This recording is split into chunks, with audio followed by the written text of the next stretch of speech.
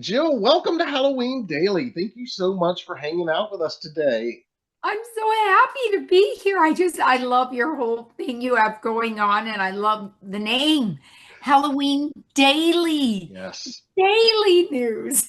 yes, where every day is Halloween and there's always something to report here at Halloween Daily News and it's always on our brain and everything. And Oh, man, I can't tell you how excited I am to be talking to you. You have started just some of my favorite films over the years, and it's really been fun in the last few days, honestly, as we've been communicating and scheduling this yeah. conversation, and I was revisiting and rewatching a lot of your filmography and just, reminding myself how much I do adore these films and how many of them really still stand up and stand the test of time all these years later.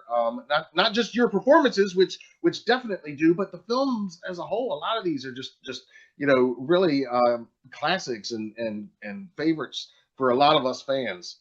So Oh, I'm so happy to hear that. yeah, so obviously I'm a little bit excited to talk about all that and your current projects and some Christmas music and projects you've got going on. But before we get into all Yeah. that stuff, as we say, every day's Halloween, and we always try to get a little bit of your origin story through that Halloween lens. So with that in mind, well, first, do you celebrate Halloween? I think I know the answer to that. And if so, what is your earliest Halloween memory?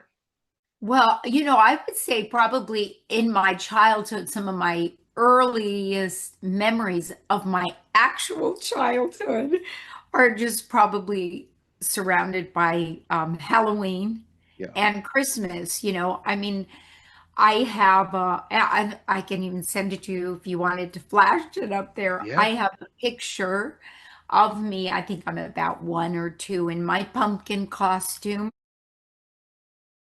I love it. And so my mom was a very popular clothing designer. So when I was a little girl, she liked to make my costume. So my pumpkin costume my mom made. Oh man. And I just always loved celebrating it. And I went to Catholic school. I had a good experience at Catholic school. I feel so awful when I hear people talk about their terrible experiences. It's Mm-hmm. just awful. But my personal experience was a positive one out here in Southern California. Mm-hmm. And we celebrated at school, even at our Catholic school. Really? Halloween was huge to us. Oh, yeah, all kinds of things. And you have to wear your costumes, and then the cake decorating Halloween contest, and just the contest for the costumes. And it, Mm-hmm. it seems like every year it was all about the costume. Like, where were you going to go with the costume? Mm-hmm. And then, of course, when I had my own children, Dante and Zach, I made everything about Halloween. I did the full decorating. I would make the tombstones every year, brand new tombstones, and put them Yes. out in the front lawn and decorated like crazy. And I'm one of those type of people that likes to buy the stuff. So I bought like an entire Halloween um dish dishes, Mm-hmm. and just everything, glassware and is the stemware, everything. I would buy everything for my kids and just make Halloween a magical time. It is a magical time. It is. It is a very, very magical time. So that's it. That's kind of it encapsulated. Well, I love hearing that, and I love that hearing that you kept the tradition going. Your mom celebrating it and making your costumes from a young age, and then with your kids keeping it going and even Yes. stepping it up. It sounds like a little bit with the decor and everything. Yeah, definitely right out of our neighborhood for sure. And Yeah, I and love it all.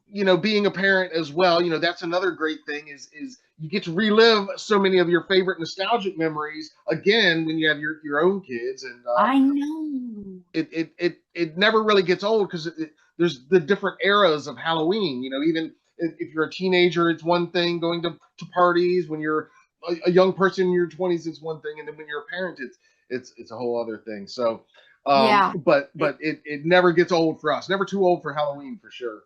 that absolutely not. Hence why you have the great name Halloween Haley. That's right. That's right.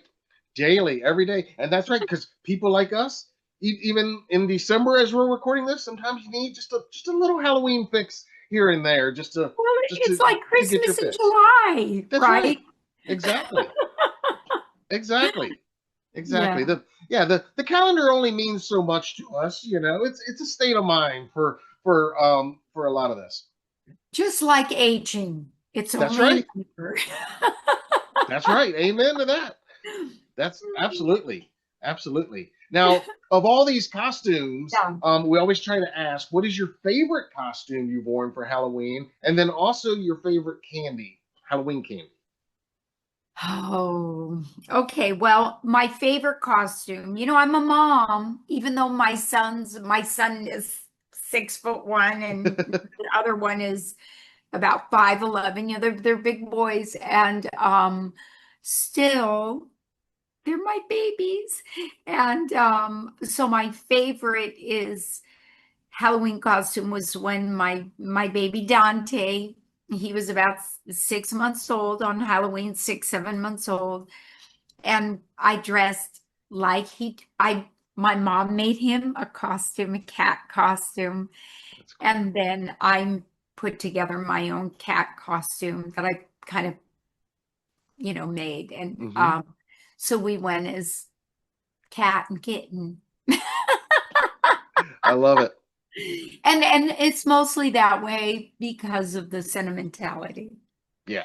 Your firstborn child and taking them trick-or-treating and okay, I know we're going to get to the candy, Yeah. but at that stage of my life, Hmm. I really kind of was a health food addict. And so my kids never had sugar. I just didn't give it to them. It Yeah. wasn't that I was like, no, you can't have that. I just didn't put it in the house but on Halloween, it was his first time he had ever had sugar. Ah, yes. He put a Tootsie Pop roll, one of those. Is that what they are, Tootsie Pop? The Yeah. suckers. Hmm. He put that thing in his mouth and over. My son. So, I love but it. for me, I think when I was a kid and would go through my Halloween bag, which was always so full, um, I always liked probably the Reese's peanut Hmm. butter. Yeah. I don't know, something about that. I just really love, I still love them. I just don't Hmm. eat them. Yeah, I love them too. And it's something about the pumpkin ones they make too that are even better than the regular ones for sure. Oh, I've never even had those. Oh, Yeah, they make these pumpkin ones, and yeah, it's like the ratio is different or something. I don't know, but it's something special about those pumpkin ones for sure. oh, and you know what I wish they had more of? Like yesterday, I went shopping for candy for our party that we had last Hmm. night, for this, which we're going to get to, the Hmm. music video. But I went and bought some candy to scatter around the tables, and they had no dark chocolate candy. I was looking for the kisses in dark Oh yeah. chocolate. Hmm. I mean, they had every kind of kiss you could possibly imagine, Hmm. but dark chocolate. I wonder And I why. like dark chocolate much more than milk chocolate. Hmm. Yeah. It So goes that with Halloween. It's dark. that's right. Exactly. It does. It does kind of go a little bit more with Halloween, I guess. You're right. I never thought about it like that, but that's a good point.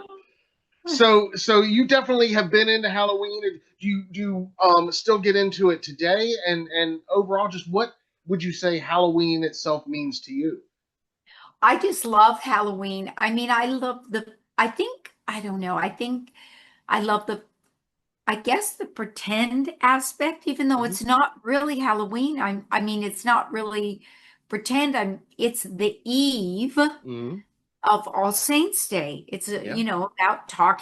we're talking about the dead. Yep. The same way we call it Christmas, and then there's Christmas Eve the day before. Hmm. But I think Halloween is the eve of All Saints Day. Hmm. The Yeah, I Yeah. think. Hmm. Yeah. So, you know, and I think not everyone, but I think nearly everyone has had the some kind of spooky experience of Oh yeah. seeing something, or like I remember in my one house that I lived in from we moved there when I was about 12 years old, and would remember walking down the hallway to my bedroom, and my bedroom was at the very end. All my brothers, because I was the Hmm. only girl, three brothers, their rooms were leading up to there, and then I was the one at the end, and I would walk down the hallway, and I would feel something, and I would turn around and I would look, and my grandpa, he was standing. Oh, I have the chills. He would be standing there. Hmm. And then I would almost be scared, like a weird feeling. So I would go back front. I'd take like a step or two and I would turn around again and he's still standing there. Hmm. And then about the third time I would turn around, then he wouldn't be there anymore. But this happened for years, Oh. years, always in that spot. Hmm. It's very, very strange. And so, as I get older, I think some of my thoughts around Halloween probably go a little bit more there and thinking about it almost on a Hmm. spiritual level. Yeah. But they Yeah. are spirits, right? Sure. Yeah. If you believe that we're not like if it doesn't end when we die here, Yeah. but I think that there's got to be something going on. I remember when my doggy passed and he was in my arms, and before you could, like, everyone cries when it's their pet, Yeah. but before the doctor said he's gone, you know, Hmm. I I I just like lost it because I felt him. I felt him leave. Hmm. But it was like a second or a half a second before the doctor said he's gone. And I felt it so strongly, and I thought, oh my God, it's not just humans. Hmm. These pets are animals, so they have Yeah. something to their souls. They're little spirits, and they're there just like I'm gonna look straight in the camera and say, I hope y'all don't think I'm nuts. No, I don't. I think that's what I think. I mean, Hmm. maybe I am crazy in that way, but that's what I think. So Yeah. in that way, it's kind of evolved for me, the idea of Halloween beyond just having fun and costumes and a Hallmark Hmm. celebration. Because so many of our holidays have turned into Hallmark Yes. celebrations and barbecue occasions. Yes. That's true. Yeah. And I like to always be reminded of like the meaning of it, Yes. which is why I did picked one of the songs that I picked on my Christmas album, specifically because it spoke to that. But we'll go there later. Yeah. And well, and I love hearing that, the spiritual side of that, because we don't talk about that all the time. But I too, find, you know, a certain comfort in the fact, as creepy as it is that the veil is at its thinnest, there's also a little comfort in that, maybe, that loved ones might be a little bit closer around that time than other times. So yeah, I'm totally with you on that. I am like, who really knows? Yeah. I almost would rather believe that than not believe in like total utter Right. randomness. But I have no problem if so. I find it interesting when people believe in utter randomness. I'm like, okay, that's interesting. I get that too. That's right. That's right. Yes. Now, when did you? And then, for a lot of people, this kind of ties into early memories of Halloween, and like you said, the earliest idea of the pretend of it all and the dress up. and maybe it is for you, but when did your passion for performing begin? And did it start with singing? Did it start with acting? Where It how did this started with begin? singing. It Okay. started with singing. I just had that thing, when you Yeah. just love to do that. I my very first song, and I said this many times when just in talking with people about music, because it Hmm. cracks me up. My very first song that I would sing as a solo, I was probably about 7 years old, is when Jesus Christ Superstar came out, the Brown album. Do you remember Okay. the Brown Hmm. album?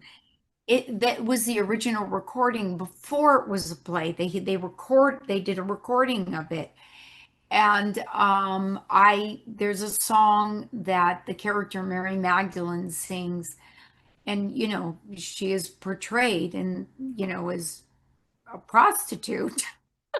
Hmm. And I am 7 years old, and the song is I Don't Know How to Love Him. And I would jump up on the coffee tables, and every time somebody came over, I was, belting out, I don't know how to love him at 7. Hilarious. It is pretty funny when you think about it. Yeah. So I was just always singing, and then I got into playing, I first learned the recorder from school this way. Hmm. And then I picked up a guitar probably around 9 or 10. Hmm. And I don't really play. I never play anymore. But because I played when I was younger, Yeah. I can still pick it up and play it. It's the weirdest thing. Hmm. Because you think like, well, if you don't play, then you forget, but you don't. It's so weird. It's ingrained in you. Like That's wild. it's ingrained. It's so ingrained. So I don't play anymore. Um, but I could, Hmm. I've been so on the go and moving place to place in different cities the last X amount of years that I told my son, hold on to my guitar, and I don't think I'm ever going to get it back. And anyway, so yeah, that's how it started. And then, oh, let's see, at 12, at that house I told you when we Hmm. moved up to Hmm. Encino, California, that was a lot of Hollywood people lived in that area, Hmm. people that worked in the entertainment business. And my next door neighbors they were on a TV show called Emergency. Do you remember the TV show Emergency?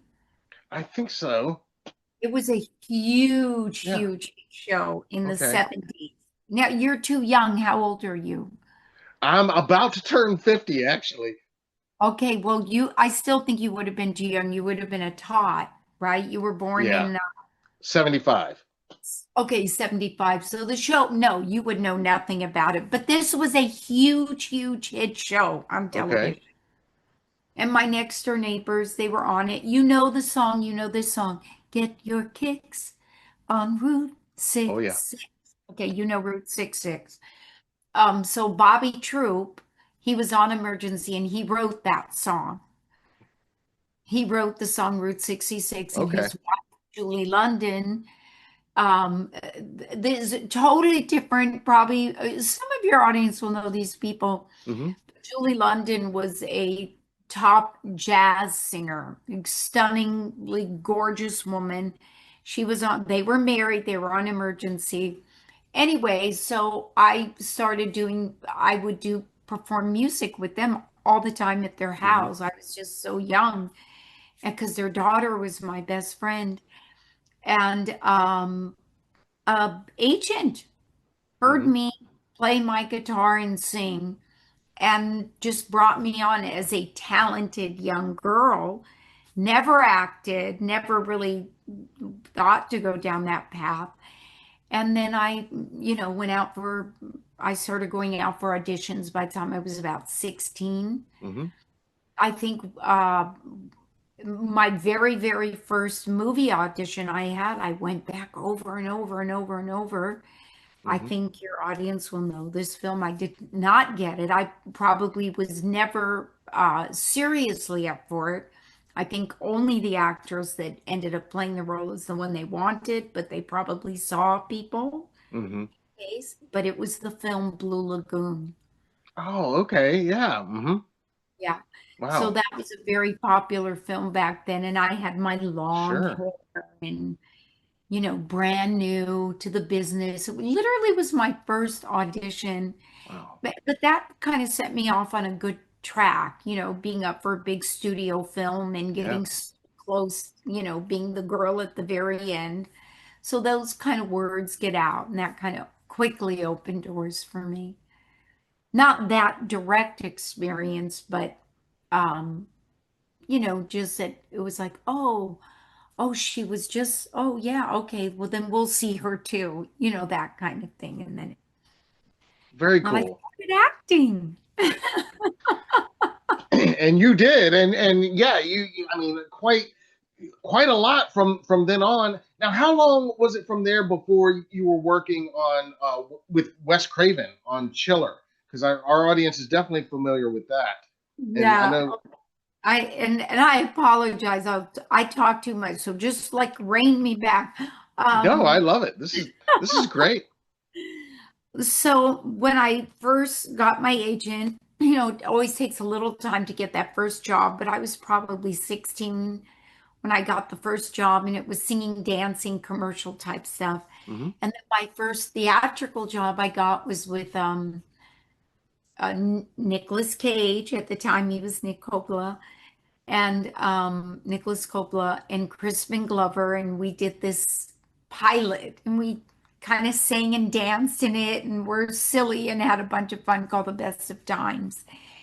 And I probably did Chiller. It was originally called Frozen Man, which I kind of like that title better. Hmm. I was probably only 19, I think. It was Wow. very, very early on. And I knew nothing about the genre, Hmm. nothing about it. And it is, you do learn about it doing it, Yeah. playing those certain kind of roles. So I look back at my performance in that and I go, oh, I'm so green. I'm so green.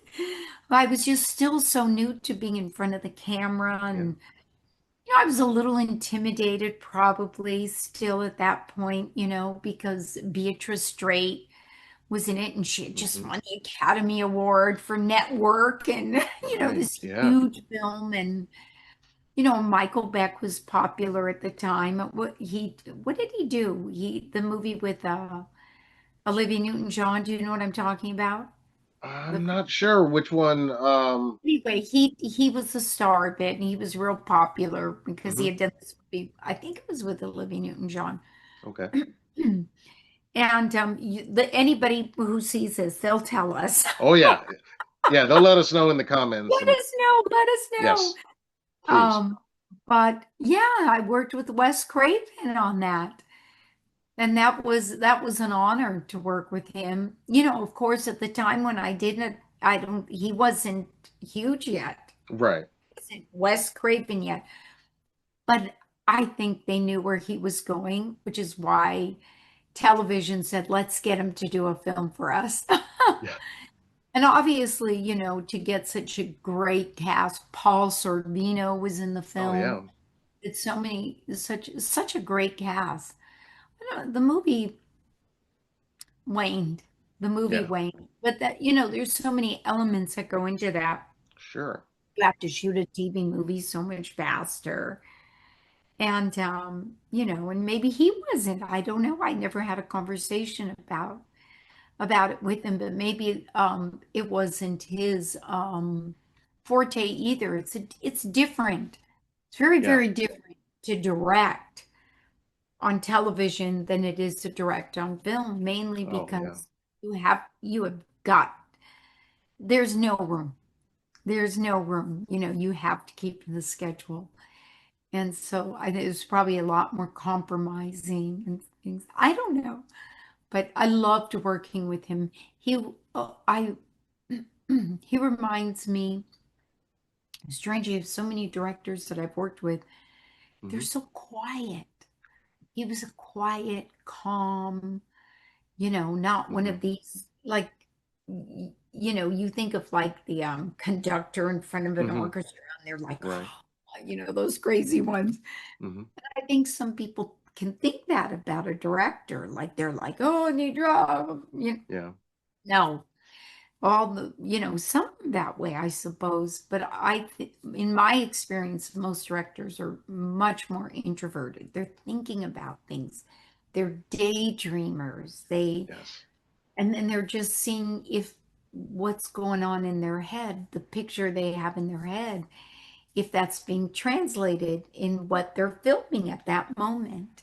Hmm. And if it is, or something that they like, they let it go. And if it's not, then they'll just make a little adjustment to Yeah. the lighting, to the acting, to the whatever element it is that they just see a little bit differently. But I remember him being very quiet. Hmm.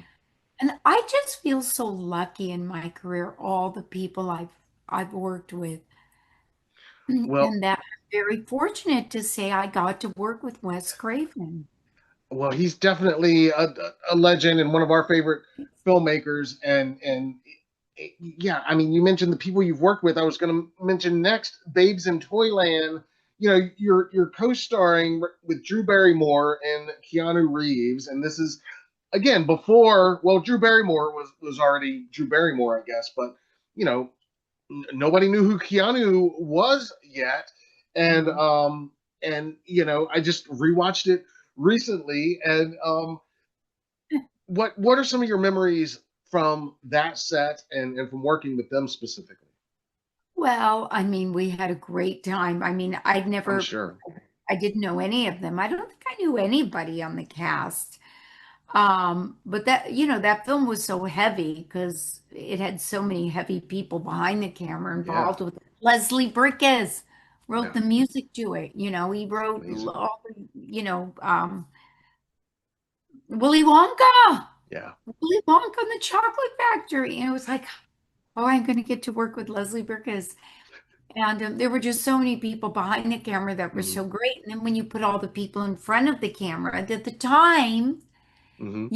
it wasn't Keanu Reeves, it was Pat, Drew Barrymore, Pat Morita, Right, Eileen right, Brennan, Richard Mulligan. I mean, these right. were huge names at the time.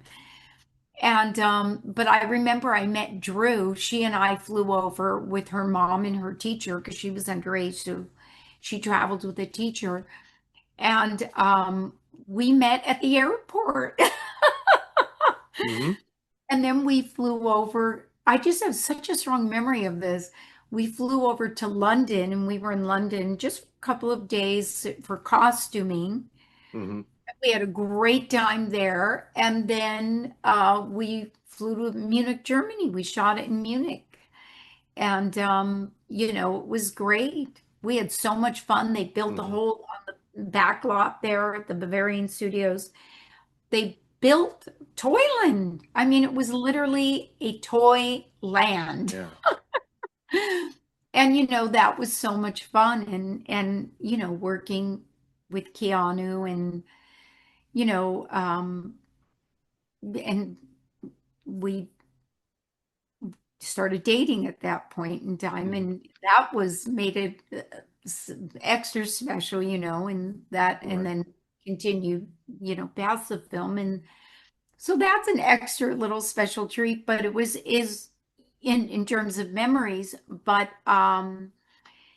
his career really was about to take off. And I watched it happen, and that was Hmm. really fascinating, to see as his girlfriend, Hmm. to watch. He had all these movies like lining up, and he Right. had been in nothing. Right. The public did not know him, Hmm. but he had great agents, and the light, his flame was already going on the Right. back end of things. Because I had been working, and I always remember going, how did this guy get Yeah. billing over me when I've done all these things and he had done Right. nothing. That's true. He had the better agent. That's the lesson, right? He had the better agent. No, I'm having fun with all of this. Right. It is all true, but I am just having fun with Sure. it. And but it was fascinating to see his career line up, Bill and Ted's. He had like, I Yeah. think literally he must have had 5, 6, 7 movies lined up to go. Hmm. And no one knew who he was. And I got to watch that happen. So that was at the very early stages of Yeah. him. And then we broke up, like young people do. Well, hopefully, I'm not bringing up sore memories and only happy ones. But um, No, don't you like to just say about your yeah, ex-girlfriend of of your course. past or your high school this or your, Yeah. and I never talk about it. It's so strange that I just even said those words. I never say that, but just, when you said about working with Keanu and he was Yeah. so brand new and it's fun to talk about it. It's fun to say, these beautiful things that happen to people. Hmm. And I'm so happy for him where his career went. Yeah, and that's a chapter in your story too. Like you said, you got to witness that from your point of view. Now, I guess it wasn't too maybe a couple years after that, but we got to talk about the Stepfather because Yes. this is like one of my all time favorites, and you know. I watch it regularly. It's kind of a go-to Father's Day movie for me because I'm actually a stepdad, and but I it's also a Thanksgiving movie technically, and I've always loved the fall atmosphere in it. But it is technically kind of a Thanksgiving movie, if you think about it. But a movie for any season. But just such a unique horror movie, a unique horror villain. Every time I watch it, I just rewatched it with my wife, and I said, every time I watch it, I love how it begins and does everything that every other horror movie never does. Like it tells you exactly who the killer is in the very first scene, and nobody else ever does that. Also, it lets you know that he's already killed some kids. Like right in the like they never kill kids, but this guy he's already killed kids, and they're not even done rolling the credits. So right off the bat, I'm like, this movie it's so unique, and it sometimes gets lumped in the generic slashers of the 80s, but Stepfather's such a unique and different film. And you guys, I mean, you're all great in it, but yeah, just every time I watch it, I love you guys. So yeah, can you talk to us a little bit Yes. about Well, that was getting before. that and working on that? Yes, I will tell you that. So that was before. That was earlier on in my career. It was my fifth film, Okay. and I I didn't live far away from where they were casting it in the San Fernando Valley, and but I remember when I read the script and I thought, I can get this part. It was just I just understood that character. I don't know why. My parents weren't divorced or I didn't have any of her experiences. Mm-hmm. She really wasn't anything like I was, but for Mm-hmm. some reason, I guess it would be like a best friend, you just meet somebody and you like them so Mm-hmm. much. Yeah. And so I went in and read for it, got the call back, then got the next call back, and I don't know how many times I read for it, but they kept bringing me back, and I got the part, and then flew up to Vancouver where we shot it, and of course they had no stepfather. I'm on location. Can you imagine? I'm on location, and we're starting to shoot in 2 weeks, then 10 days, then 7 days, and we have no stepfather. And the name of the film is The Stepfather. Problem. Yeah. Then there was also no mother. We had no mother and we had no stepfather. We only had the girl. And I remember once asking Joe Rubin, the director, I said, well, how come I was cast? It doesn't make sense. And these people weren't cast. And he said, well, because we thought your role was going to be the difficult one. We knew we were putting out offers. Hmm. So they were reading people for my role, Hmm. and they were just making the offers to stars. And people fell through. That Yeah. happens. That happens. Right. You have huge stars and they fall through. And so they were on location, we're set, they're ready to go. They had no stepfather, and they fly in three actors. They flew them in because we're on location. So they flew in three actors, and I read with all three actors. Mm. And my opinion, I'm sure, mattered about that much.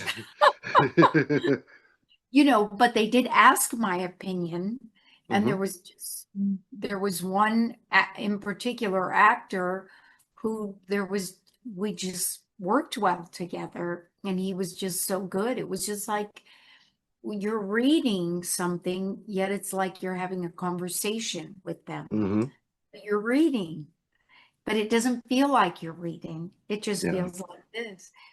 Terry O'Quinn. Yeah. And the rest is history. I Yeah. mean, he's so great in it. You both are, and like I said, every time I watch it, I appreciate your performances and just how unique it is, and I love that your character, Stephanie. And I've noticed this in a lot of your characters, and I don't know if it was like a conscious thing at the time but uh, she was like the first to be calling out his BS. She sees through him before anybody else in the film, and of course nobody believes her right away, and of course she's right. Um, what from that film? Um, did you learn that because you had already been working you said it was your fifth feature. Well, I mean, I'm in it now. I have to take back. You just made me think about something I've never thought about before, and which is always great because when a film is nearly 40 years old and somebody says something and you've never thought of it a certain way before, it's kind of big. Hmm. Um, so I guess I was more like her than I thought. I mean, that's probably why I liked her so much. Because what you just said about her intuition, I've always been that way. I got divorced, but my ex-husband always would say to my children, if your mother has a feeling, if she thinks something, then you go with it because your mom is probably psychic. Yeah. She gets her feelings are so strong about things, Hmm. and it's like, you know what you don't know, but you know it, and you don't have evidence. Hmm. You have zero evidence. So that's very tricky when you have zero evidence to know something, and especially if you're a good person, and that's what happens to Stephanie. Hmm.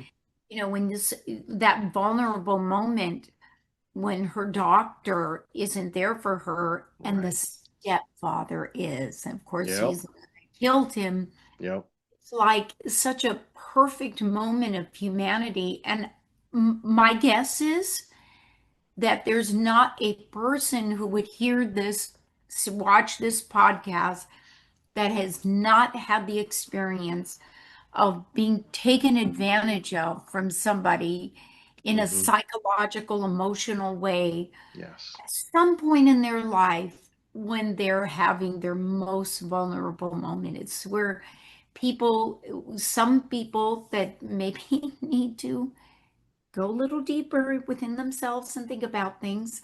Hmm. Um, it's like their moment of attack, their Yeah. moment to manipulate.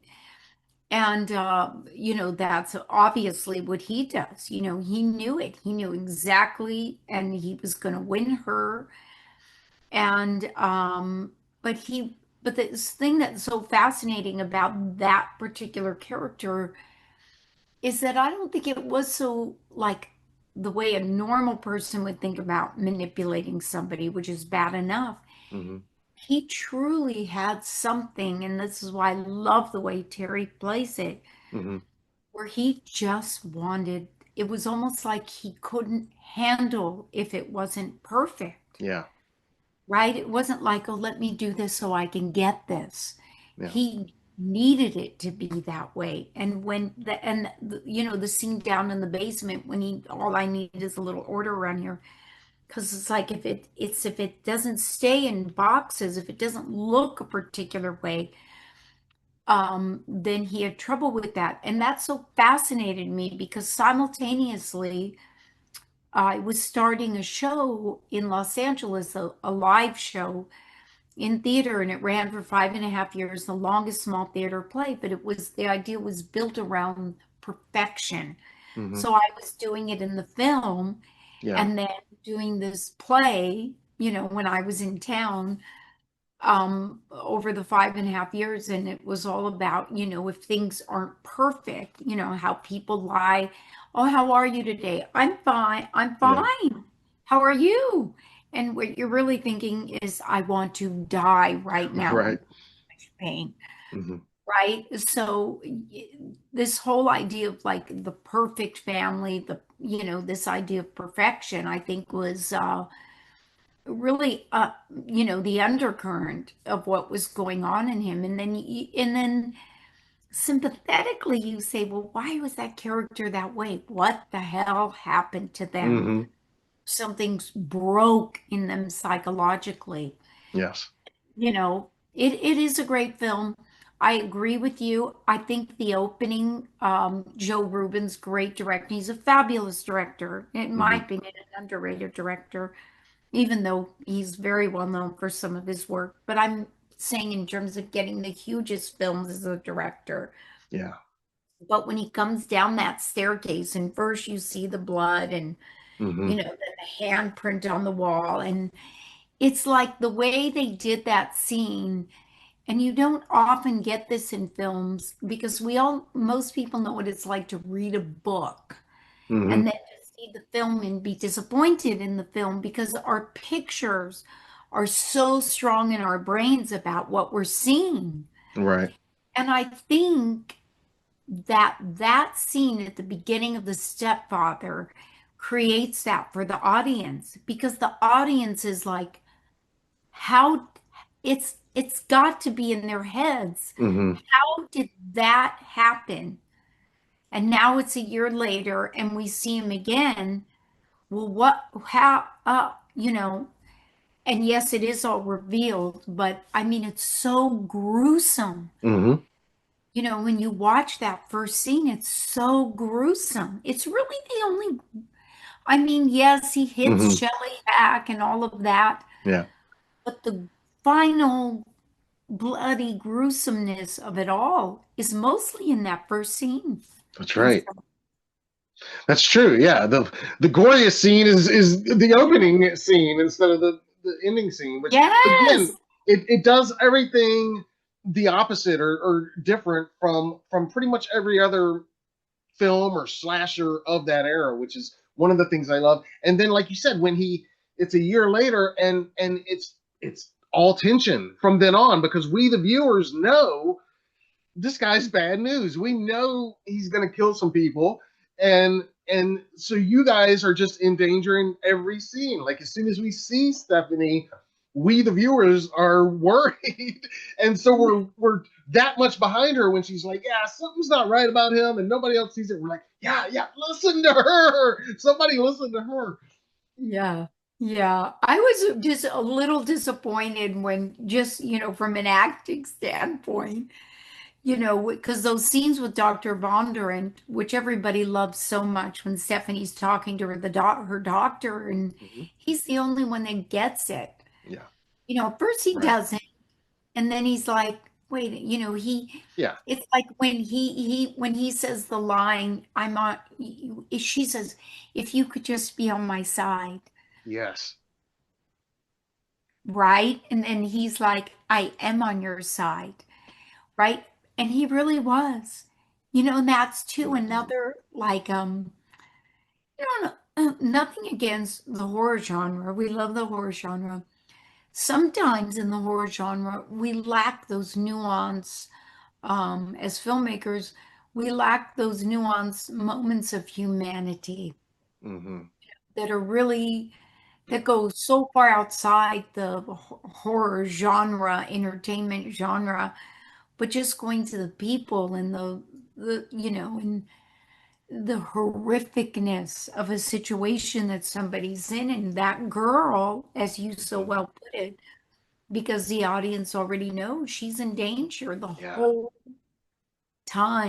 whole time, and he was on her side, so he took a chance, and that's why, of course, he calls the stepfather and doesn't end well for him. Yeah. Spoiler alert. Yeah. Yeah. Well, yeah. Spoiler alert, but yeah, I think by now, hopefully, everybody's seen it a few times. I know I've seen it more than a few times, but yeah, it never gets old for me. Like I said, I watch it probably about once a year or so. So it's yeah, it's so good for all those reasons. Um, Now this begs the question: we live in the age, and I know there were sequels, there was a remake, but we live in this age of the legacy sequel now, or the requel, and whether it's Jamie Lee Curtis coming back to Halloween and Nev Campbell coming back to Scream. So I think fans of the Stepfather, we got to ask, could we do a revisit Stephanie all these years later for a some kind of a legacy sequel? Well, that could happen, and that's all I'm going to say about that. Okay, well, that's That'd be you would be wonderful. open to it then if the call came.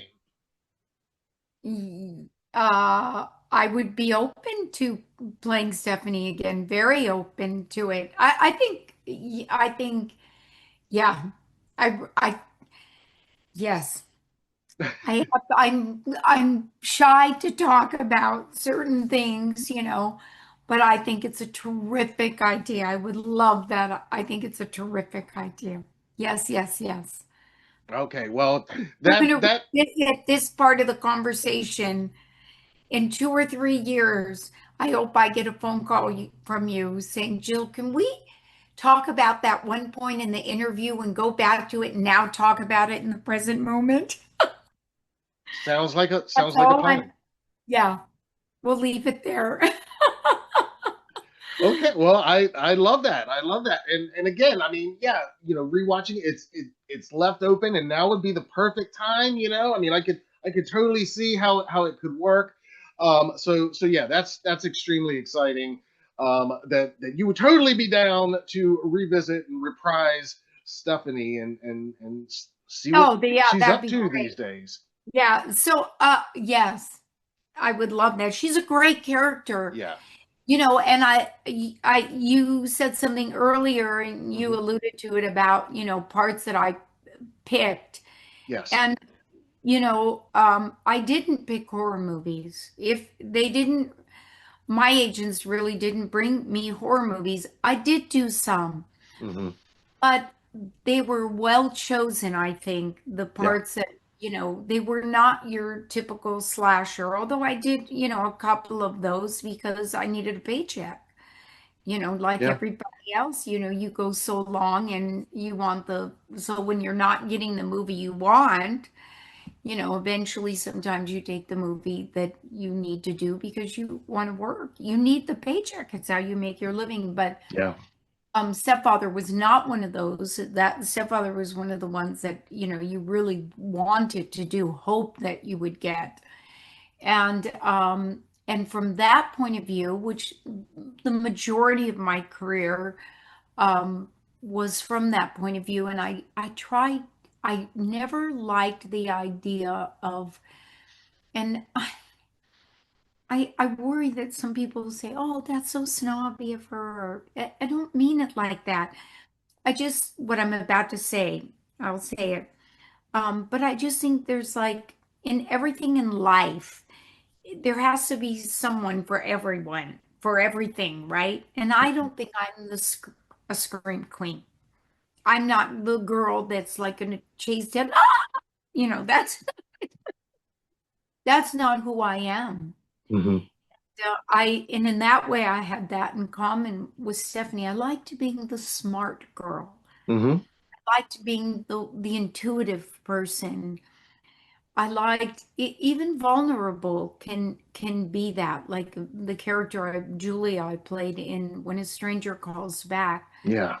She wasn't, like Stephanie. She was, probably didn't have the same kind of brain power that Stephanie had, Right.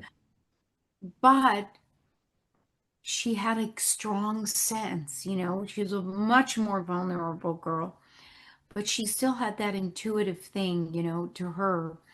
So I liked picking roles that were more in that area than, I was never going to play the part of the third kill in something. Yeah, I just wasn't going to do that. Hmm. That's not where my career was and not what I wanted.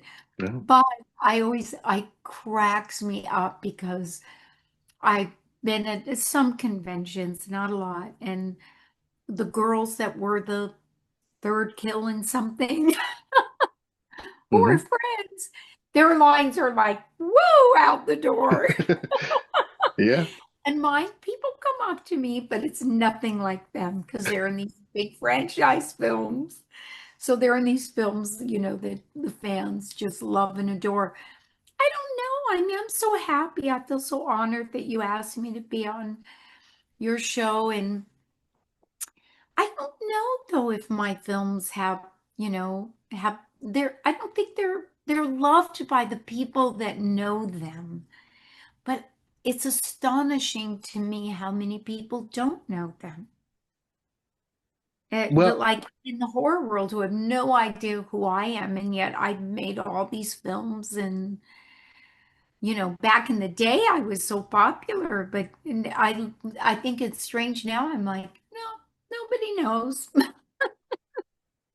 I don't know. I think more people know than you might be giving credit for. But Maybe. yeah, yeah. I think you're pretty well known. And again, I mean, just looking at you know those string of films, and you did work in other genres, but I mean, for the horror crowd, and I don't know if we can talk a little bit about cutting class. I Yeah, did see a social media post that you posted a while back that it maybe wasn't your favorite experience at the time, but you found a way to look at it through the horror fan I have. lens Yes. now. Is that Yes. is can you talk about Absolutely. that a little bit? Yes. So, I didn't have a good experience making the film.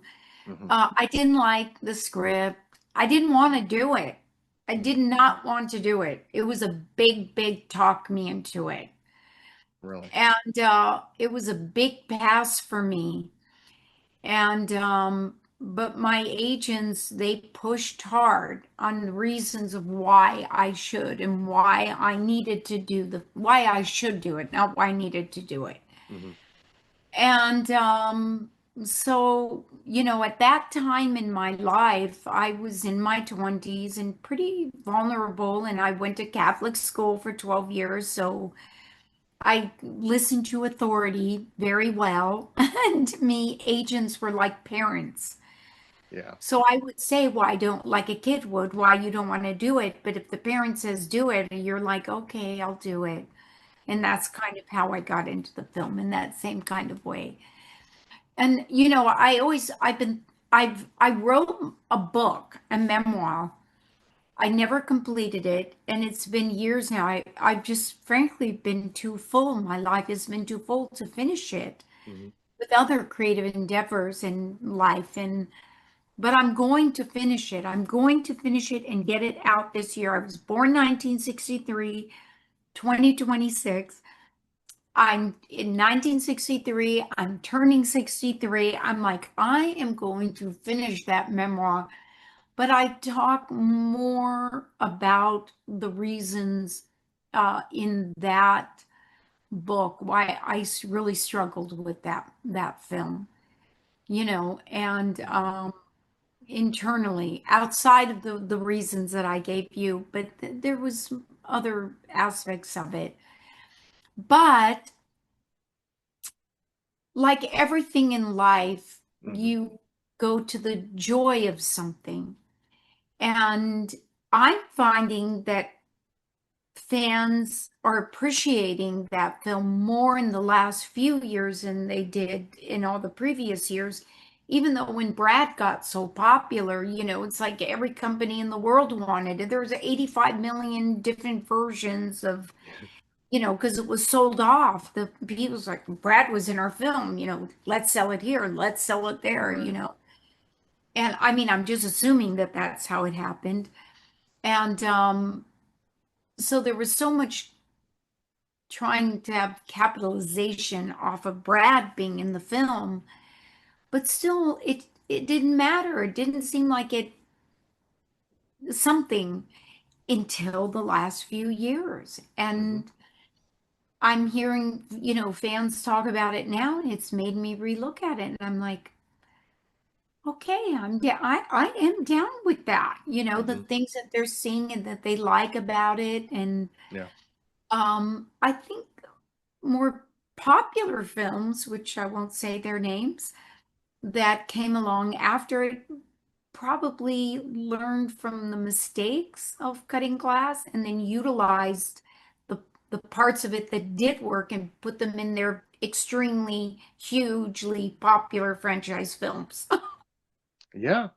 Yeah, I think it definitely had an influence, like you said. A lot of people did see it, and it is interesting, like you said, the reappraisal, because we see this in films sometimes that you know they're not really accepted at the time of their release, and sometimes it's 30 or 40 years later when audiences are kind of revisiting or looking at them with new lenses and realizing, hey, there's a lot um, that I do appreciate about this film. Okay, my favorite story. My favorite story. So about that.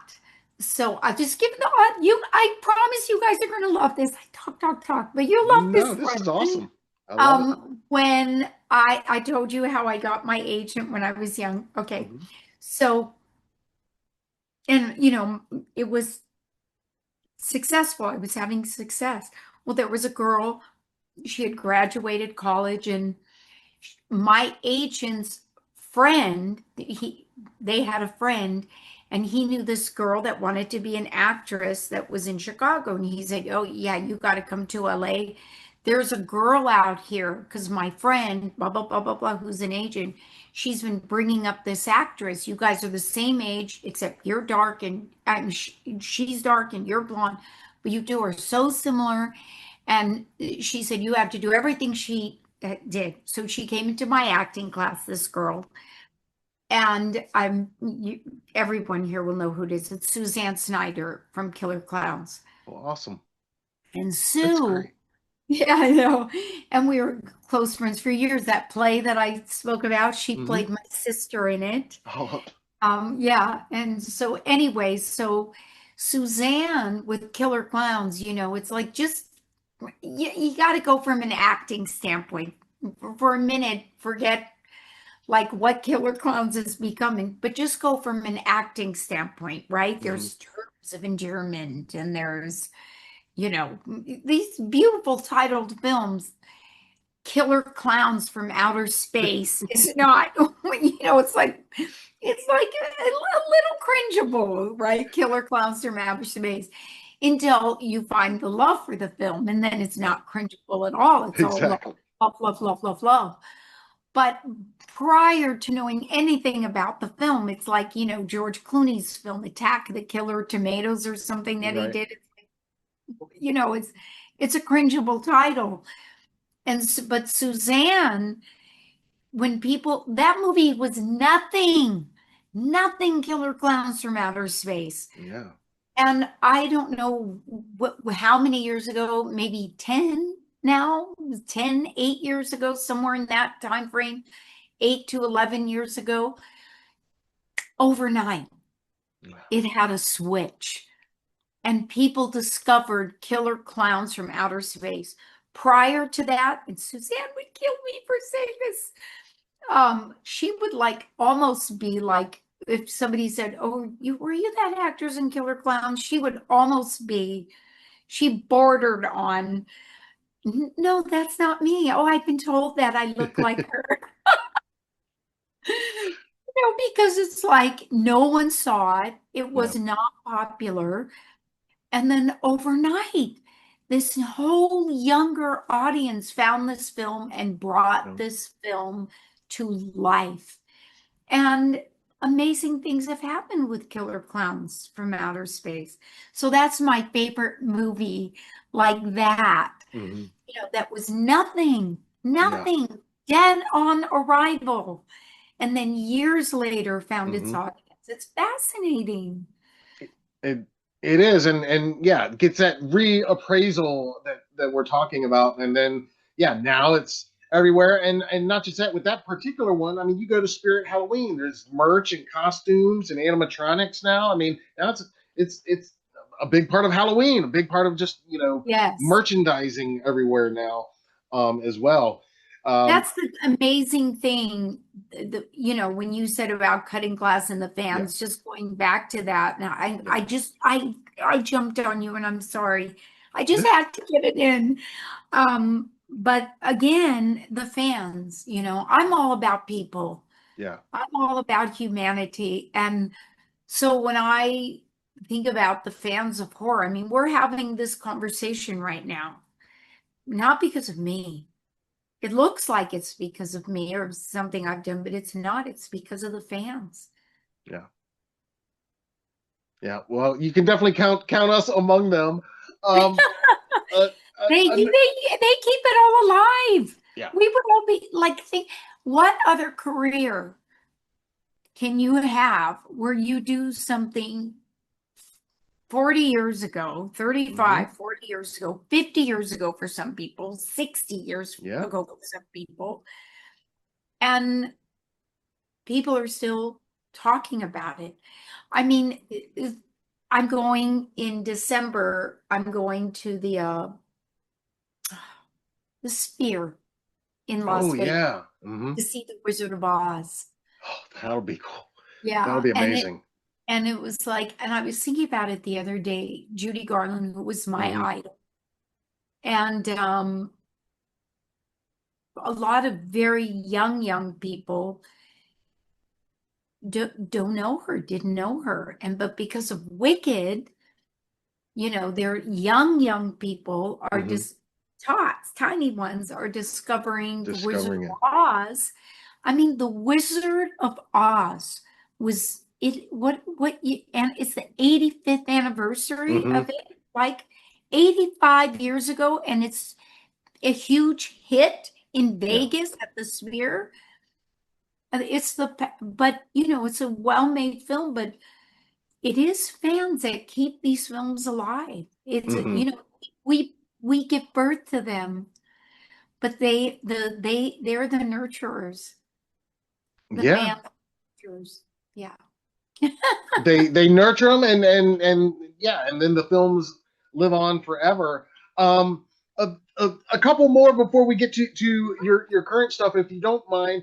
Yeah. Around that time, not long, or around that same time of cutting class, I guess, is when you worked with Robert Englund in The Phantom of the Opera, the Yes. 1989 version, directed by Dwight Little, who we've also had the pleasure of interviewing here a few years ago, and talked a little bit about that one.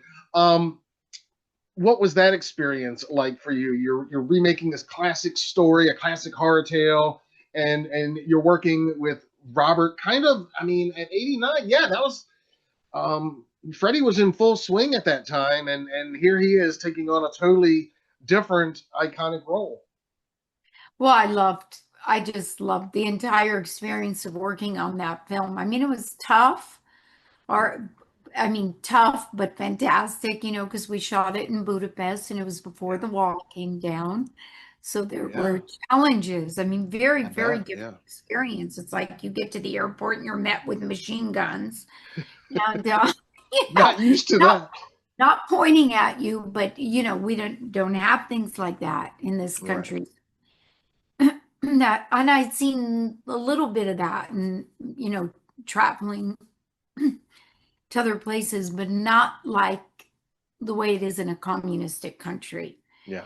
And it was very, and they take you off the plane, and we got to go through a VIP service. But if that's VIP, I mean, that it's like, there should be a horror movie just about that. Yeah. Right. They take your passport. It's cold. It was just from the step off the plane was Hmm. completely different. Very, very different experience. And but then the making of the film was absolutely fantastic. I mean, it was fantastic. And Robert was so consummate, and he's such a good actor. He's Hmm. such a fine actor. You can't say Yeah. that about everyone. Right. But, the people, they do their jobs, and a lot of people, they work and then they go away. Hmm. But Robert reminds me of some of my friends, my English friends who are actors. They approach the craft, and I guess just Hmm. using that phrase, approaching the craft, Yeah. they understand. It's like the art of it. Hmm. He truly is an artist. He's into the art of it, into the craft of it. And it's like, so much fun, to work with somebody like that likes to go to build the sandbox and then Hmm. play Yeah. it. But I mean, it was just an incredible experience. The costuming, the Oh yeah. sets, everything was so beautiful, and he was so great. And Dwight was a type of director where he knew what he wanted. And so, yeah, it was wonderful. And, I think intuitively I knew the film would have a problem because it didn't make sense to me. It did not make sense to me. I don't care how popular Robert was Hmm. with Freddie. Right. It did not make like business sense to me when the musical on Broadway, it was just so catastrophically big that it was catastrophic for Right. us because Yeah. they have an expectation somewhere in there. There's an expectation, and then they market the film to play to Freddie fans. Well, I don't, some Freddie fans maybe got it, but the movie was so gorgeous to look at. It was like, Yeah. wait, this isn't a slasher film. It was like a hugely budgeted film. The Hmm. look of the film, it just didn't have, your typical horror, more slicey and dicey um, feel, look to it. So I feel like Phantom to this day. I feel to this day it is lost. It's like your beautiful ring that falls off your finger and it got stuck in the crack and you just can't get it out. It's got buried down there, but it's still a beautiful ring. Yeah. Still your Oh beautiful yeah. ring. And I'm like, okay, guys, we need to chisel out the thing and pull it out, that beautiful ring. And that beautiful ring is Phantom of the Opera. You Yeah. know, I, I think more fans need to see that film. I agree. I think it's great. It's a great adaptation, a great remake, and I think what you said is exactly right. That when it was released and how it was marketed and all that, it wasn't the musical, so it didn't satisfy that audience, and it No. wasn't Freddie, anything like Freddie, so it didn't satisfy that audience, and that's who they had, and so they didn't know how to market it at the time. But I do think the time is right now. We're talking about these reappraisals. I think that the time is ripe now for people to revisit it. I mean, everybody, loves Robert. Everybody loves you, and like you said, it's a beautifully shot film, and it delivers the horror goods. It's just not a Freddy movie. It's not Right. what you might have been expecting, but it'll deliver the horror goods. Just you got to watch it. It's a different It type of horror movie. does. It does. I mean, for me, I remember when I saw it at the Grauman's Chinese Theater when it came out, and I sat there and I'm like, the film was so beautiful. And then it has this like for me, for compared to my other movies, it had some pretty hardcore gore in it. Yeah, And I'm like, wait, that gore doesn't match with those beautiful costumes. yeah, So it does deliver. And the interesting thing about that gore is compared to the films out now, I mean, the yeah. gore at the time was so strong, and so Phantom of the Opera lovers, even the ones that were okay with the fact that it wasn't the musical, it still had too much gore for them. Right. But now we're so desensitized to so much that the gore doesn't seem, it seems like, oh, that's, you know, totally acceptable amount of gore for non-horror people, for Yeah, non-horror people. So yeah. yeah. Uh, It was funny yes, because James Dead Meat, you know who I'm talking about. yes. Yeah. Oh yeah. Hmm. So I went to his Halloween party and he and his wife Chelsea and they were so sweet. And she posted a picture on X of myself and James because James went as the Phantom of the Opera this Oh, year. that's cool. That's what he was wearing That's to his awesome. party. And Chelsea, his wife, she was dressed as Christine. So that was a lot of fun for me. I'm Second I sure. got there, they were like, Jill, the real Christine, pictures with you. It was fun. Too cool. Too Yeah. cool. Um, and can we talk for just a little bit about popcorn as well? Talking about movies that with reappraisals. I think this is one that horror fans have rediscovered in recent years, and maybe are still rediscovering. And when I rewatch it, I love the fact that popcorn is it's kind of a meta movie before meta. It's kind of doing what Scream was doing in some ways before that, the way that it's about horror films and about a horror Yeah. film festival, and it's Yeah. young people that know all about horror films, and kind of know the rules of the horror films, and you would see it explored more by Wes Craven later on in the 90s. But I feel like that one was kind of under the radar, but influential and maybe a little bit ahead of its time. And I love how your character too is always the one, um, you know, this would make a great horror movie. This is gonna be good. But again, she's the one kind of like Stephanie that ultimately puts all the pieces together Yeah. and is kind of sees through everything first. Yeah. Yeah. No, Popcorn is a fun movie. And I did read for that film. I read for it one time.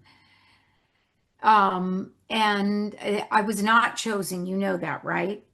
You do know the Oh background? Yeah. no. Not, yeah, I was not the original Maggie.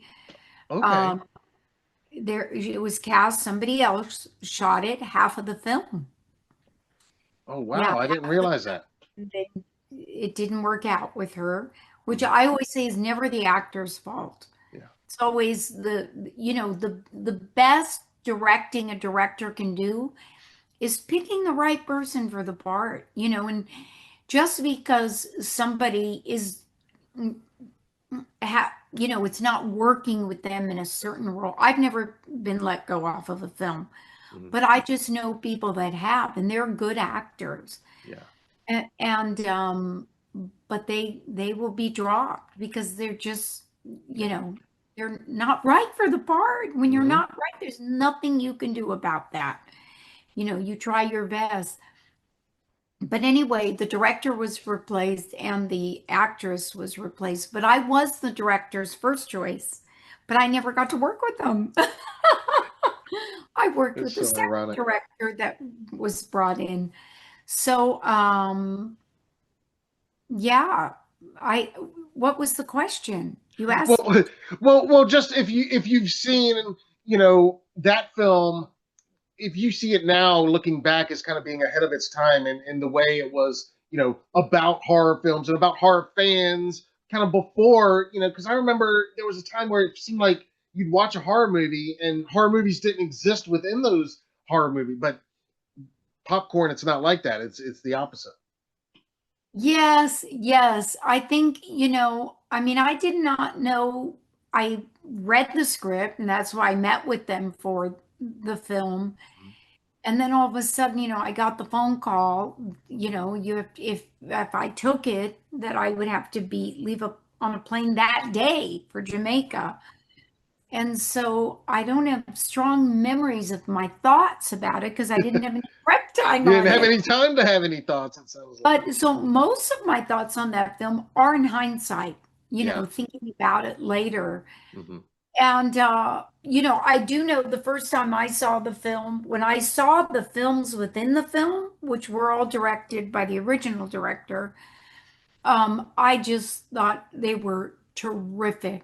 All those, the nod to horror Yeah. with all Yeah. those films within the film. The films within I, the ne- films. Yes. I love that. I never looked at it from the standpoint that you just said about all these young people, in film school. Yeah. And that's probably true. I mean, there's probably a I'd be very curious to go to a film school, but I would imagine there's a lot of young people that are thinking because why not? They're young and it's Hmm. fun, it's entertaining that they want to make a horror film. And they probably are the ones that know so much about it. I've never thought about it like that before. I've decided, Matt, you are extremely intuitive. Well, thank you. Thank you. I appreciate that. Thank you very much. You've Um, brought up a few things that it was like, wait a minute, how does he know? Or yeah, you've brought a few things up. I don't know. Maybe I'm reading too much into it, but I think our No, you're viewers and not. listeners will let us know. But I think there's definitely um, one more before we get to the Yeah, current stuff yeah, that and you mentioned it briefly earlier, but when a stranger calls back, and yeah. again, I just recently rewatched it this week, and it is so well put together, and I especially love talking about another great opening sequence. I mean, I don't know if it's the first 20 minutes or whatever it is, but that whole, you know, early sequence, especially. I mean, I love the whole movie, but that is just like, again, just building that tension, building, and it's primarily you and a voice, and that's what we get, just building that tension. Yeah, when that script came across my desk and I read it, that was one of the ones like a Stephanie and the Stepfather. I wanted it. Yeah. It was like, I want this part. Um, for me, and I'm asked a lot, like, well, what was your favorite scary movie? Hmm. And probably mine was When a Stranger Calls, the original When a Stranger Calls. Yeah. Now, I said I would never, ever, ever do a sequel because back in the day, you didn't do television, right? You could do a guest star, but to take a series regular role would have been a step down in your career, right? I know I'm just saying the way it was back then. Yeah. And then to do a sequel, you've taken a step down.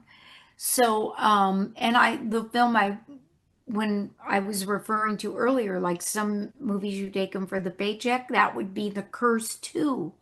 I Right. did that film for the paycheck, Hmm. right? That was much more of a whatever, I mean, type film. But there, I like the fact that Jamie Farr was in that film from MASH.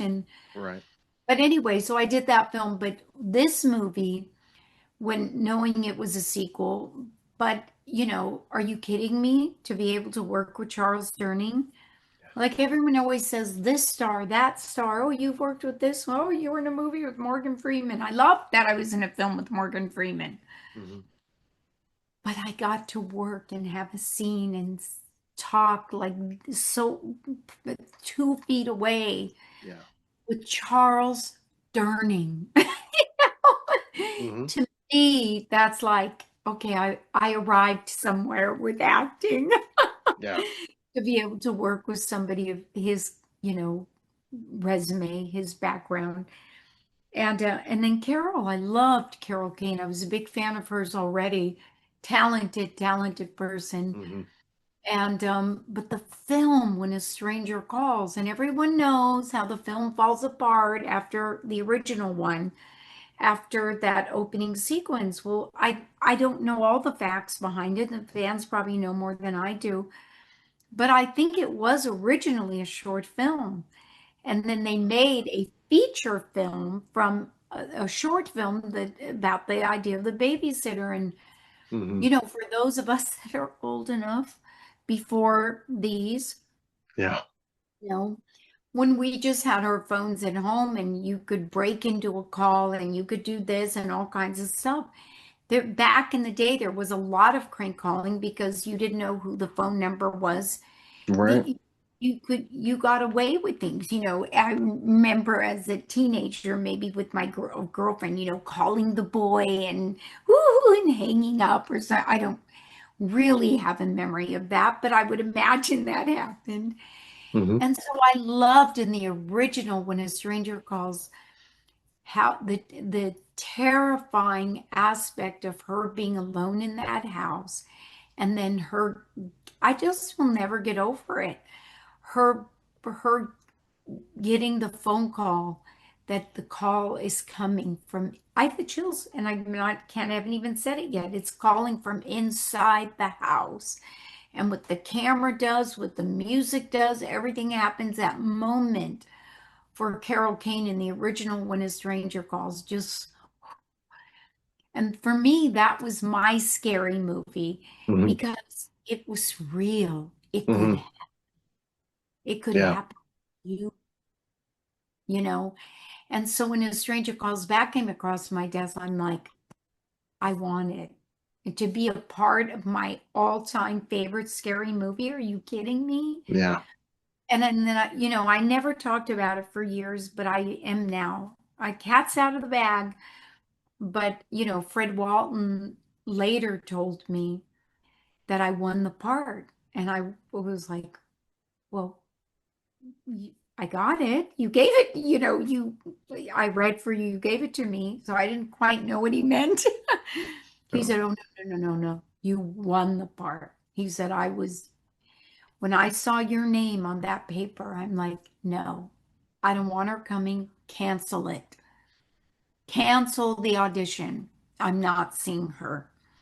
And the casting director stood up for me and said, I can't cancel her coming in and reading for you. I can't do that. She's going to be here in a few 2 hours. Hmm. I can't cancel. I have a relationship with the actor. I have a relationship with the agent. I can't do it. Yeah. So to my understanding, the casting director said I can't do that. And he was like not happy that I was coming in. And as he told me, he said, all the other actresses walked in as actresses. And he said, I was shocked the way you walked in. He said, you walked in ready to play the part. Yeah. And it's true. I like had my hair like tied up and sticking out, not a stitch of makeup on. I walked in how I felt her from reading the script, like an unassuming person. She's just Hmm. in the beginning doing her job as the babysitter, totally relatable girl. Hmm. And then after what happened to her, when it jumps to 5 years later, she wants to disappear. She doesn't want to be seen after Hmm. horror that she experienced. And I just loved that character so much, I can't tell you. And I love that film. That might be my favorite film I was in. Yeah. It might be because there was such a, I don't know why, I just love it so much. I think Fred Walton did such an amazing job. It was made for Showtime. Hmm. It's really a TV film. I mean, it was not TV in terms of network, normal Right. TV, but it was the advent Hmm. of what Netflix is doing, what That's true. Apple is doing now. It was the advent. It started it.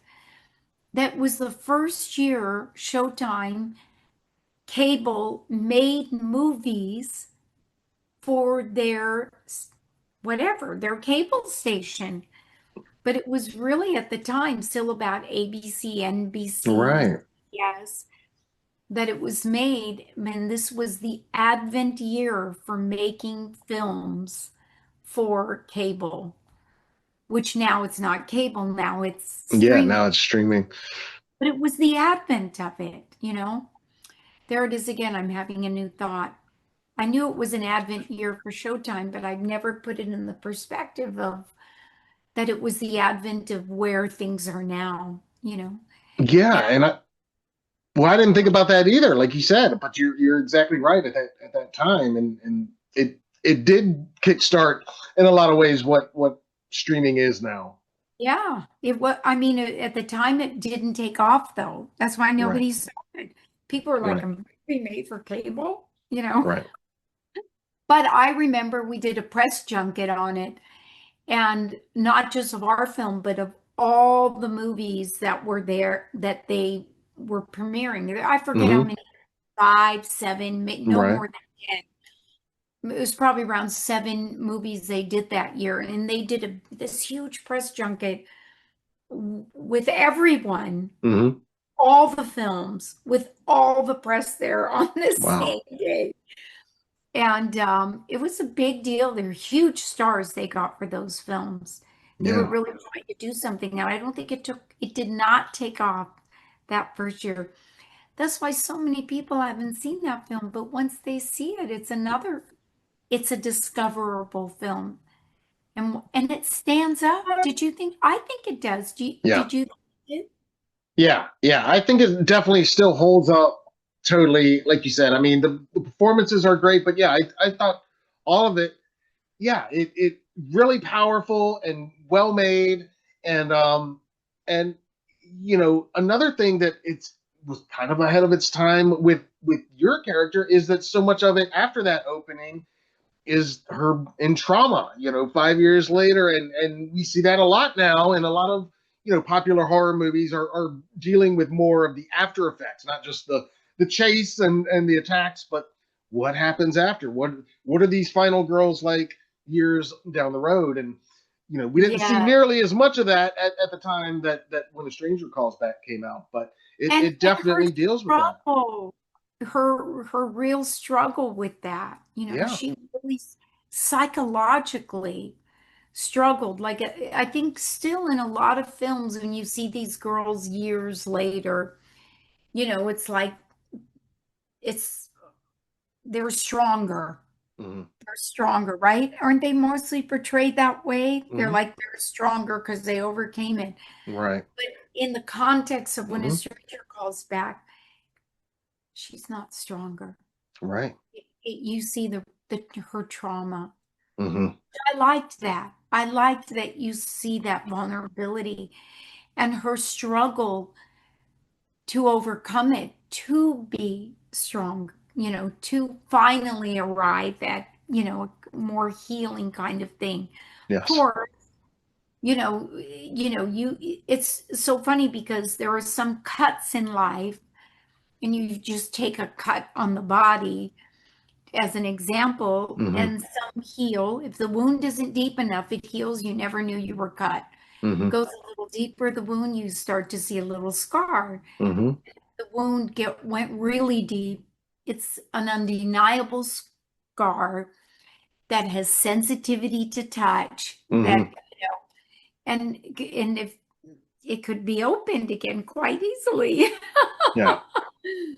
And anyway, so that character is still in a very wounded stage, very, and I like that you see that. I like Hmm. humanity. I like seeing Yeah. people go through their stuff. And, Right. if you look at every film, I don't care what it doesn't matter if it's a comedy, a drama, a horror film, the character, there's a central character, and they start in one place. Hmm. They go, something happens and they end up in another place. Hmm. Like there's been a learning curve. Something Right. has happened. They've overcome something, some kind of obstacle. And I think that's one of the reasons, besides being entertained, that people love seeing movies, reading books, because we're all looking for that, right? We all have Yeah, the things in our lives that we're overcoming. We all have our own horror somewhere in our that's life true. that we're working to overcome. Yeah. It's very true, very true, and yeah, I think people, hopefully, more people when they listen to this will check it out if they haven't already, or revisit it if they haven't watched it in a while. Because yeah, it was like I said, all these we've talked about. It was a lot of fun for me. Just even the ones that I've seen a bunch of times, just revisiting, rewatching them, and reevaluating. You know, with 2025 eyes, because I mean, yeah, they really hold up, and that one especially, and especially cool to hear that the original is your favorite scary movie. So it makes all the No, sense in the world that you'd I be. don't know why, even though it totally falls apart, I don't care because I just think about Yeah, the beginning with Carol Kane. That's yeah, what I think of the movie as, right. you know. Yeah, I Yeah. think that's what most of us remember too. Again, just that phenomenal opening. Yeah. Um, so let's talk a little bit about your. Let's flash forward now to present day. And I know we're skipping over a ton of stuff, but let's talk about some of your current stuff. You just put out a few weeks ago a Christmas album or Yeah. EP. Is it an EP or an album or Well, it's kind of both. okay? So So the Yeah, tell us. the Yes, backstory on that, first of all, is I told you I got COVID really badly, and yes. I don't know if I thought I was gonna die, but I thought, well, it Mm, could go there. It could take a turn in the wrong direction, but yeah. I knew something was very bad happening to me. And I thought I could go there because I couldn't breathe. That's a problem when you can't breathe. Hmm. And I probably should have been hospitalized, although some people say, well, thank God you weren't, because maybe you would have died then if they put you on a respirator or something. I don't know. I stay out of all that. I just know that I was very sick and had difficulty getting better, and was so strange. And it's all in my liner notes in on my CD. But I heard this voice from within me to to make some changes in my life, so to speak. Hmm. And it wasn't, I had a beautiful life. I loved my life, but it was like a deeper calling about something about showing up more. Like, okay, Yeah. it's time to do what you were, supposed to be doing, born to do. I just heard it's time. That's what I heard. And out of nowhere, because I retired at that point, it was 29 years since I'd retired. And literally out of nowhere, I started getting phone calls to start working again. At first, it wasn't to work. The first one I got was from Diana Prince and, Darcy the Mail Girl. Oh, And yep. Hmm. she called me and said, "Oh, will you come and be on the show?" And blah, blah, blah. Hmm. And she's so sweet. And I knew her from years earlier. I said, "Sure, I'd love to come on that show." And they didn't know, but I was so struggling with my health at that time because I just, had COVID months before. And then Barbara Crampton, who I never met, she sends me an email. Oh, this director would like to talk to you about this thing. Okay, I did that. Hmm. Then I get an email some months later from these other people about my interest in starring in a film, the female lead. Well, I ended up auditioning for them a couple of times and got that part. So it's like all of a sudden it was like, wait, what? I gave all this up 29 years ago. Hmm. But it was weird. It was like literally, I was remember so clearly like laying on the couch and not being able to breathe and just having these profound thoughts about life. Yeah,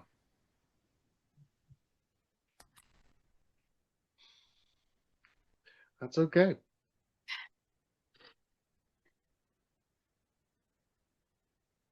And then, like, all these phone calls, and my tears right now are about,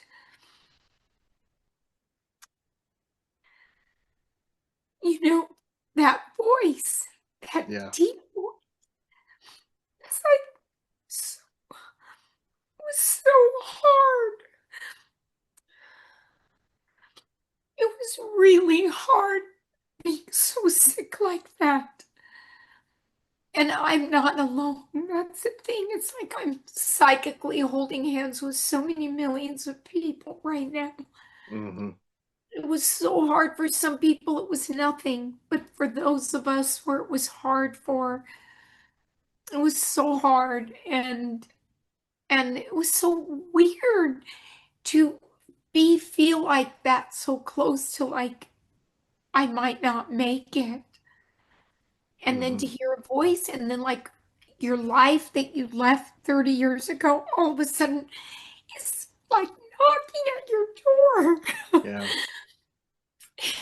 And so my tears are like, thinking about that, and the joy. They're joyful tears as well. They're beautiful, joyful tears, like when there's no words to describe something, right?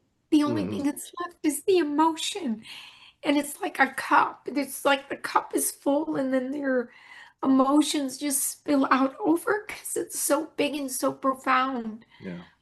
So, yes, I did the one film, which was part of what led me to the Christmas album. And you can keep that or cut it, all that part.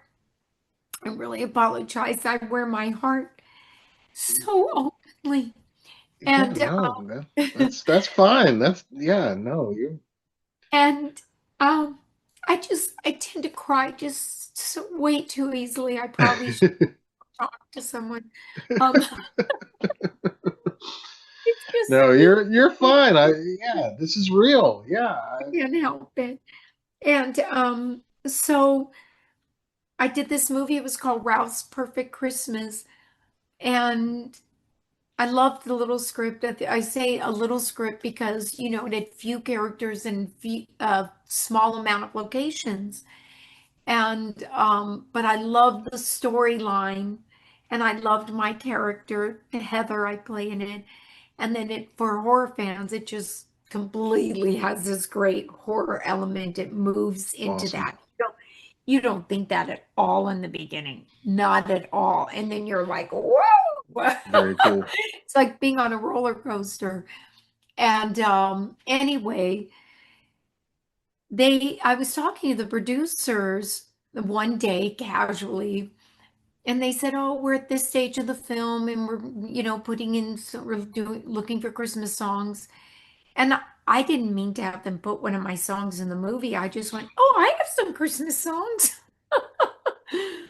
Because my ex-husband is a film was a is a film composer, and had worked on a lot of records and a lot of stuff. But the big one he did was Thriller, the Oh album, wow. Michael Jackson's Thriller. Anthony played keyboards, and he did all the programming throughout the record and literally on the song Thriller. And anyway, so we have this beautiful recording studio right at Hmm. Hollywood and Highland, right, near the Hmm. Grauman's. They're a gorgeous recording studio. And so we recorded these Christmas songs all those years ago, and we would hand out CDs every year to our family and friends. Instead of a traditional Christmas Yeah. card, we would do Christmas music and hand that out, and our kids sing on some of the songs and blah, blah, blah, blah, blah. So that's why I have those recordings. Well, one of them was just, I can't say which one it is, but it was a song with just me and, you know, accompaniment. And they heard it and they're like, this is going in our film. So knowing I was hoping their movie was going to be out this year, but now it's not. It's been pushed to next year. So it'll be out in 2026. Okay. But in the meantime, I thought, I've got this movie, I've got a song in the film. I I I want to follow my dream, listening to that voice of doing a Christmas album. I always wanted to really, really do a Christmas album. And I don't know what's going to happen because of my long-term problems that I've had with COVID. I don't know. I'm having a big surgery in February. I'm nervous about it and I'm sure it's going to be great, but I'm very nervous. It's a big surgery and you just don't know in life what's going to happen. You never know. Yeah, It's here, you're here one day, you're gone the next. it's true. So I thought, I'm going to do that Christmas album. And then I was thinking about all the fans of horror because they're the ones I'm going to reach out to with my Christmas album. And I'm like, I want to do a nod to horror. How do I get horror into Christmas? Hmm. How do I combine those two in a Christmas album? And I thought, well, I'll write a song, which I did, but not the original song I was going to put on it. But there is a nod to horror even in the song I wrote called Mingle and Jingle, but which is on the EP and the LP version. But what I finally honed in on was to bring some of the other ladies. So Barbara Crampton and Judy Aronson from Friday the 13th. I don't know which one it is, four, I think, the final Yep. chapter. Yep. Beauty and Weird Shoes and Weird Science, and Diane Franklin, who's probably more known for the 80s girl, being Hmm. an lady of the 80s, you know. And then our younger girl, who I just adore, Chrissy Fox, who I guess I didn't see Terrifier 3, but she's the opening of Terrifier 3, right? Yes. Yeah. Yes. Yes. And we know Chrissy, we've had her on here a couple times actually. Okay, great. Well, she's We love terrific. her. She's so great. And so I asked them, all four said yes. They were the only four I asked. And the only other person I said something to was Kelly Maroney. Hmm. But to Kelly, I didn't ask her to come sing on it. All I said was, Kelly, do you sing? And she goes, because I thought if she did, then I would ask her. Right. But I never had a chance to ask her because Kelly was like, oh, no, no. Correct. Yeah. But the other four ladies, women, they all do or have at some point. And if Hmm. they could sing on key, I knew I could make it work in the song. And they did Hmm. an amazing job. So they're on the one song, Here Comes Santa Claus. And you heard it, right? And you saw, Yes. yeah, I love the whole back ending of the song with Yes. all that. It was like kind of bringing the movie world into a song with all that dialogue happening. Yes. And I put that together in the music editing with my producing partner, Brandon, who did the arrangement on the song. No one was there at the same time. All that talking, each one of those girls recorded separately. Oh, I wow. just gave them a little direction, and Yeah. then a month later, cut it cut it into the song, made a story out of it. I knew Hmm. exactly what I wanted to do and accomplished it. So I that love it. was, and I have to say, I also did another film.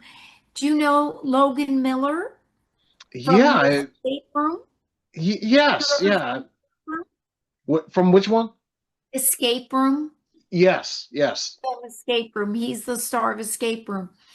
And then I guess they made a sequel to it. Hmm. So I did a film with him too, a film called A Dying Art. So we just shot that in like August, September of this year. So that also is coming out next year. So I'm like I've done these movies in the genre again, and Yes.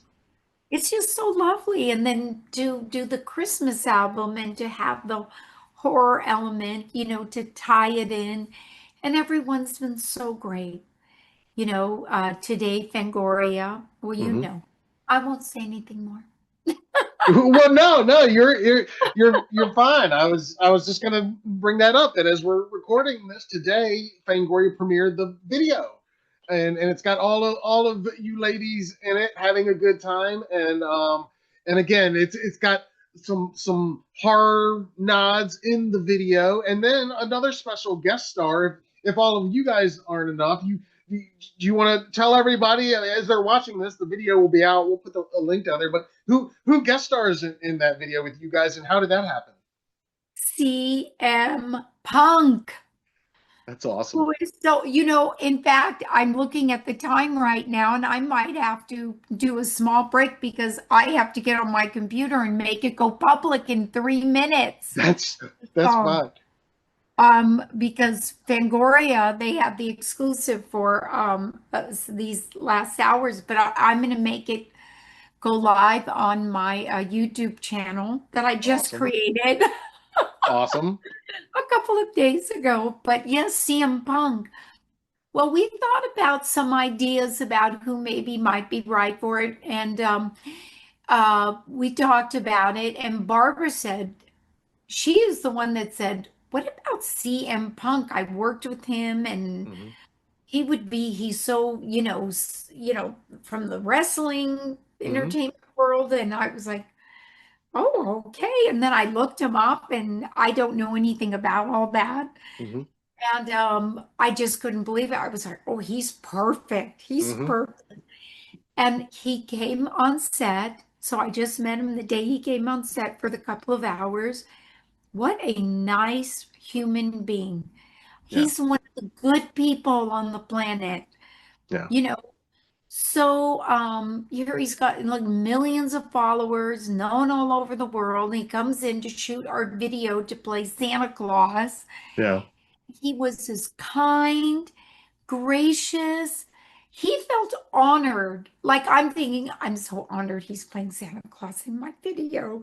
But it was the opposite. He felt honored to be there. He's like, I love all of you, your movies. I That's grew up with awesome. them. He was so lovely, He's such a good guy. I like men that um speak so highly, frequently, Yeah. and beautifully of their wives.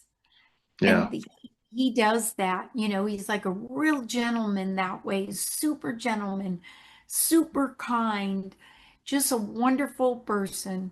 It's so funny to say, he's, "Arr," Yeah. but he's so gentle. Like to meet him, and like if you didn't know, you would never think that. You would like Right. think, he's like, I don't know, a lawyer or something. In some kind of suit job because he's so gentle and kind. Yeah. But it's out today. Here comes That's Santa Claus. And the record is a digital EP because okay. I wrestled with putting the older songs on the EP and I thought, you know what? It's a new world. I recorded those songs in analog and I did them 20 years ago, maybe. Hmm. And my older songs, which I love them. But I thought, you know what? I think for the EP, I'm just going to go with the five new ones. And then I did a red vinyl edition. It's so pretty. Oh That's my God, awesome. it's so pretty. And I only made 100 of them. And when they sell out, they are going to be true collector's items Hmm. with all these ladies on it and my Christmas songs, but it's got the five current songs and then the four I recorded in the past. Four of the ones I recorded in the past. Oh, The cool. one that the one that's in the movie I did not put on the album because I really am so excited to have a song in a film. So I left it off the album. But that the entire LP of Christmas is Forever. Hence why I named it Christmas is Forever, because then, now, and in the future, and I may record for next year 6 more songs, and then I would say, so my physical copy is called Christmas is Forever Now and Then. And if I do it next year, or if I wait till the following year, it will be Christmas is Forever and Ever. I love it. Because it keeps going. It just keeps going. But Just yes. And um I hope everyone loves it. The song Mingle and Jingle, I did put one nod in the lyric about, the one line says, "Turn away your frights and fears." yeah. No, not turn away, put away. Put away your frights and fears. Turn toward a better, year. Hmm. Idea of that is, of course, not forgetting Halloween, but that it's a time to do a shift. Yeah. Oh, we're all dark, we're all light. That's humanity. We Yes. all have all these sides to us. So it has a nod to horror in that song, but and then it's eclectic. The 5 songs are eclectic. Hmm. It's so funny. Chrissy, couple is it's like my artist friends, they all like the ballad that's on the album best called Hmm. River, written by Joni Mitchell. Oh yeah. And that that could be my favorite one on the album as well, River. But and I love the song I wrote, Mingle and Jingle. Hmm. Mingle and Jingle brings the holiday tingle. It's perfect. The lyric to that one. And that's available on my website, which is joeschoelen.com. And that's the only place you can get the CD or the vinyl. And the CD, I did beautiful packaging to it. There are things in the CD that are only available in the CD version, pictures and the story I wrote in there. Hmm. And I was like, it's mine. I can do whatever I want. I'm telling Yeah. the story. Yeah. And then the vinyl, of course, is just the beautiful opaque red vinyl. It's just gorgeous. Yeah. Well, I so love hearing, about all these details and decisions you made, and how it, all comes directly from you, and from your Thank you. heart. And of course, I love the horror aspect, and bringing in some of our other favorite women of horror, and the horror shout outs and the lyrics. And so yeah, even though every day's Halloween for us, if we're going to play some Christmas tunes, it's going to be some of your tunes in our Oh, rotation for God. sure. I love that. Yeah. And we talked for so long. I can't believe it. I'm embarrassed. I know, and we have, and I'm sorry to hold you up this long. I'm going to let you go, and No, and go just share your video. just feel free to cut me. Oh, are you kidding? This has been amazing. Just getting all of these fun stories and memories, and like I said, I mean, I could talk for 2 more hours, but we'll do that another time maybe. And I know I'm going to be looking forward to, and all of our audience is going to be looking forward to these upcoming movies you mentioned, these return to horror movies. Yeah, Um, I hope fans like them. I haven't seen them, so we'll all be seeing it together again, hand holding. yes, yes. Well, I'm excited. We're here for it. And again, I know you're busy, and I'm not going to tie you up anymore today, but this has been amazing, Jill, just hanging out with you, getting to learn more about you, and hear more about, some of my favorite films, some of our collective horror fans' favorite films. This is just been really special and really awesome. And I can't thank you Oh, enough. thank you. Thank you so much for having me on. And I thought I was so tired and I am, but I maybe that's what made me so extra talkative. No, Hey, but it's whatever it was perfect. interesting. It was perfect. This is the perfect state of mind for this conversation. I think Oh, because good. yeah, I this has been awesome. I've loved every minute of it. I know everybody's going to appreciate it, and yeah, like you said, the album is out now. The video's out now. It's a lot of fun. We'll share links to all that good stuff in the That's great. description of this episode and in our articles, and we're happy to help spread the word. And like I said, I'm definitely looking forward to those upcoming films next year for sure. Something Okay, else to add to our watch list in 2026. good. Okay. And I'm sure there's going to be more to come. I would be, it would be fun. I mean, I enjoy it. I do enjoy it. I didn't realize how much I missed it. I didn't know I missed it Yeah, until I was, had worked for several days in front of the camera. Not that I didn't, I never felt like right, negative about it. I right, just changed my life. I wanted to have babies right. and have my children and be with them. And anyway, so working again, it reminded me, oh gosh, I really love this. Yeah. It's fun. What's not to love about, making a film? They're great. Well, it's great to hear you say that, and great to hear that you're back at it and gonna be giving us some exciting new projects to look forward to Thank for you so sure. much, And Matt. of course, more music. The only thing I'll think about a Halloween song maybe next year. Oh, There's room for Halloween music in addition to Christmas music. Just throwing that out there. Just are there artists that have done Halloween albums? there are some. Yeah, there's So some. much. Some definite that have released, yes, Halloween themed and specifically made for Halloween music and Wow. songs. So yeah, there's a genre there for sure.